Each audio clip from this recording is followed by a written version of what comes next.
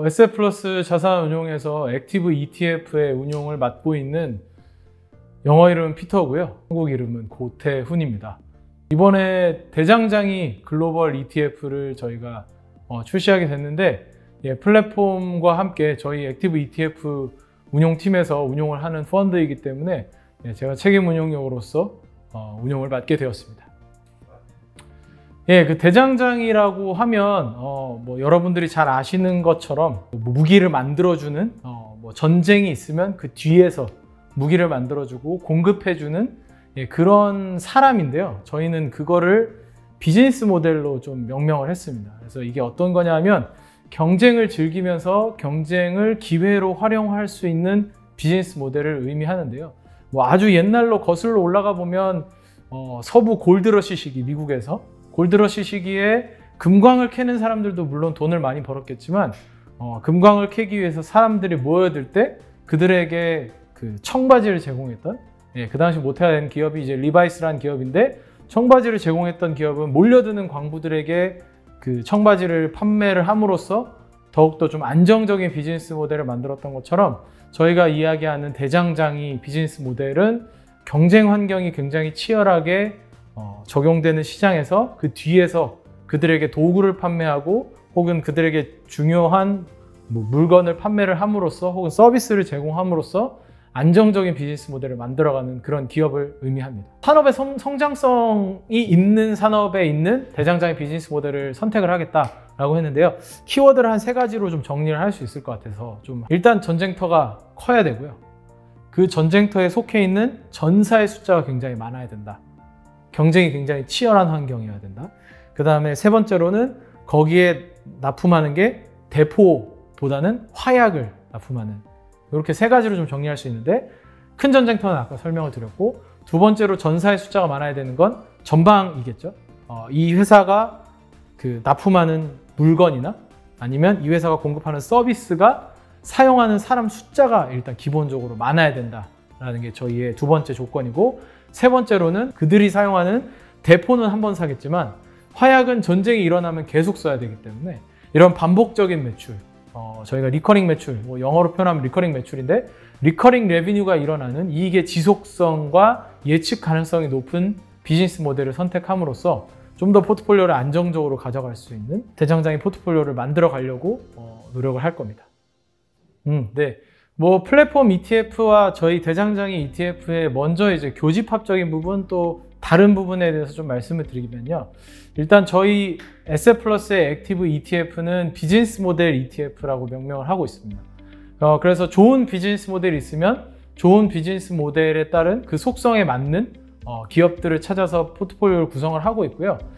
플랫폼이라는 비즈니스 모델도 물론 그 안에 대장장이의 성격을 가지고 있는 기업들도 있지만 그 성격이 완전히 다른 것들도 있습니다. 그러니까 저희가 쉽게 얘기하면 대장장이 ETF에 좀 들어있을 수 있는 차별적인 기업들의 예시라고 할 수 있는 기업들은 이제 플랫폼에서는 무조건 저희가 이 기업을 거쳐 가야만 그 다음에 비즈니스가 이어지는 도구가 되는 그런 비즈니스 모델들도 저희가 많이 산정을 하는데, 대장장이에서는 그들에게 공급을 하는 회사만 거쳐 간다기보다, 서플라이 체인에서 이 기업을 무조건 거쳐 간다기보다 이 기업의 독점적인 기술 혹은 서비스를 받아야만 비즈니스가 가능한 그런 비즈니스이기 때문에 비즈니스 모델에 좀 차이점이 있을 수 있고요. 그리고 플랫폼에서는 저희가 소프트웨어 서비스라든지 조금 더 사령관 기업을 좀 더 많이 플랫폼에서 중시한다면, 대장장이는 경쟁이 일어나는 환경에서 뒤에서 서포트하는 기업들이 좀 더 많기 때문에 어떻게 보면 서플라이 체인상 좀 더 뒤에 있다라고 볼 수도 있을 것 같고요.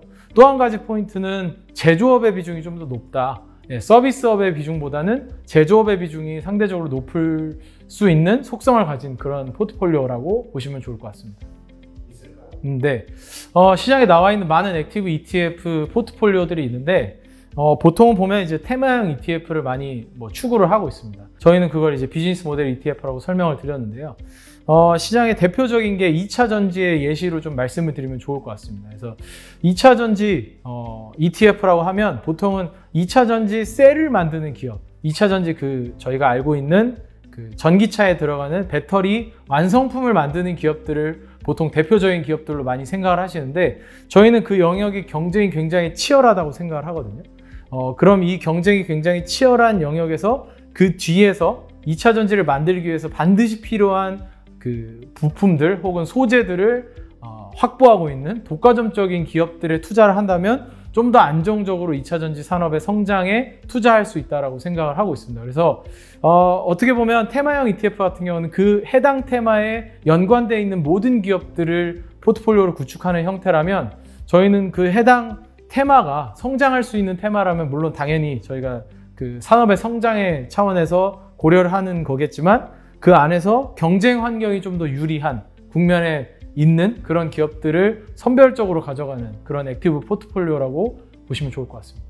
근데 저희가 대장장이 비즈니스 모델을 선택하고 포트폴리오를 운영함에 있어서 플랫폼 ETF처럼 생각하고 있는 그런 이제 정량적인 좀 지표값들 혹은 저희가 관리해야 되는 포인트들을 좀 말씀을 드리려고 하는데요.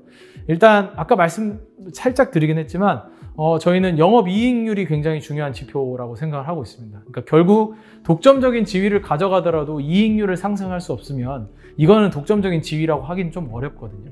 그러니까 그 이익률, 마진을 충분하게 더 확보할 수 있는 여력, 이게 그 주주 가치 입장에서 굉장히 중요한 부분이기 때문에 OP 마진이 얼마나 장기적으로 높은 수준을 유지하는지가 첫 번째 포인트가 될 거고요. 그 다음에 두 번째로는 이 OP 마진이 최근에 들어서 더 성장을 하고 있는지. 왜냐하면 그 주식 투자에서 중요한 건 지금 가치가 100조짜리 회사더라도 이게 200조가 돼야 우리가 투자를 할 회사인 거지, 100조짜리 회사가 100조에 계속 머물러 있으면 사실 우리가 투자할 이유가 별로 없거든요.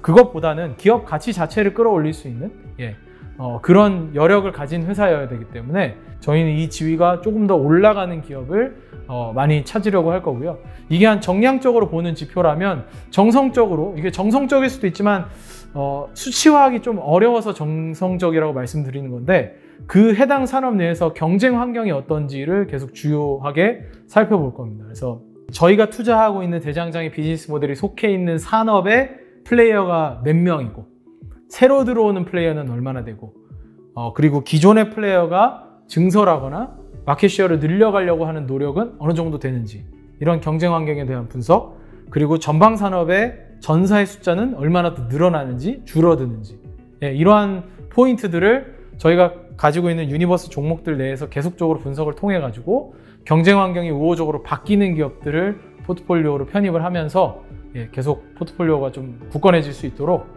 포트폴리오 만들어 가려고 이런 정량적 지표, 정성적 지표를 유지하려고 하고 있습니다. 저희도 운용의 관점을 분산이 가능하도록, 그러니까 이 두 개의 펀드가 같은 속성으로 들어가지 않도록 운용을 계속 해나갈 겁니다. 그래서 종목 비중으로 보면 대략적으로 30% 이하 정도가 될 것 같고요. 그 외에 한 70% 정도 이상에 되는 비중들은 각각의 속성에 맞는 기업들이 들어갈 거기 때문에 그 각각의 속성에 맞춰서 분산이 가능할 거라고 생각을 하고 있고요. 그래서 이제 분산 투자를 했을 때 각각의 효과가 있을 수 있도록 운용을 할 거기 때문에 뭐 저희 SF+ ETF에 투자를 하실 때 이것과 이것 중에 반드시 골라야 되는 게 있는 게 아니라 두 가지 펀드 다 각각의 특장점을 가질 수 있도록 운용을 해갈 거기 때문에 분산을 통해서 접근하시면 좋을 것 같습니다. 다를 수 있는 부분이 어떤 거냐면, 대장장이 비즈니스 모델을 가진 기업들은 보통은 B2B 기업이 많습니다. 그러니까 기업을 상대로 한 경우가 많기 때문에 일반 소비자들이 리서치를 거치지 않고서는 모르는 기업들이 좀 많을 수 있거든요.